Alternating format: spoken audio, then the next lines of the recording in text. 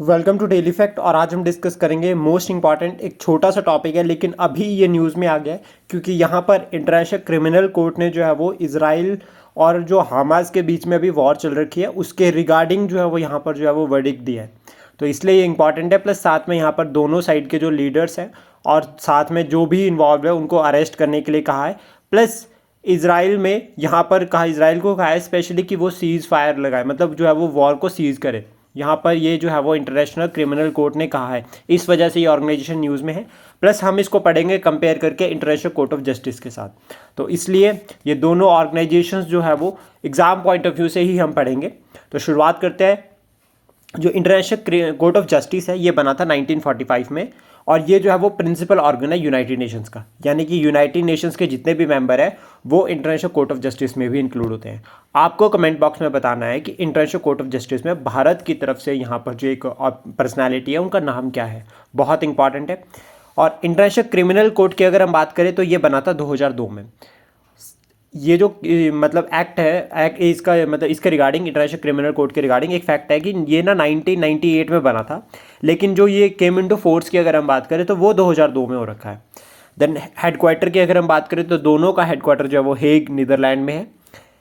जुडिक्शन की अगर हम बात करें तो यहाँ पर इंडिविजुअल्स होंगे कि जो इंटरनेशनल क्रिमिनल कोर्ट को साइन कर रहा है वही जो है वो यहाँ पर इंक्लूड होगा। लेकिन ICJ में अगर हम बात करें यहाँ पर तो यहाँ पर यूनाइटेड नेशंस के मेंबर नेशंस इंक्लूड होंगे। टाइप्स ऑफ केसेस, किस तरह से केसेस जो है वो यहाँ पर जा रहे हैं, तो इंटरनेशनल कोर्ट ऑफ जस्टिस में अगर हम बात करें यहाँ पर तो लीगल डिस्प्यूट्स बिटवीन स्टेट्स की अगर हम बात करें यानी कि यहाँ पे नेशंस, या फिर अगर हम रिक्वेस्ट कर रहे हैं for advisory opinion on legal questions पर कोई एडवाइस ले रहे हैं, जैसा कि यहाँ पर हमने देखा भी था कि हमारा जो जम्मू कश्मीर का इशू है वो यूनाइटेड नेशंस में है। अपोजिट साइड में अगर हम बात करें इंटरनेशनल क्रिमिनल कोर्ट में तो यहाँ पर जो है वो prosecutes individual for the most serious crimes as per the Rome status. Rome जो ये स्टेचू है इसके अकॉर्डिंग जो यहाँ पर जो है वो इंक्लूड होते हैं जो क्राइम्स, उनको यहाँ पर कवर किया जाता है। अपील्स जो है वो इंटरनेशनल कोर्ट ऑफ जस्टिस की कोई अपील नहीं है, कोई अपील। दूसरा, इंटरनेशनल क्रिमिनल कोर्ट यहाँ पर आप अपील कर सकते हैं। देन उसके बाद एनफोर्समेंट पावर अगर हम बात करें यहाँ पे तो कोई ऐसी एनफोर्समेंट पावर नहीं है, like none relies on the United Nation Security Council, ठीक है, to uphold judgements with the permanent members having veto power.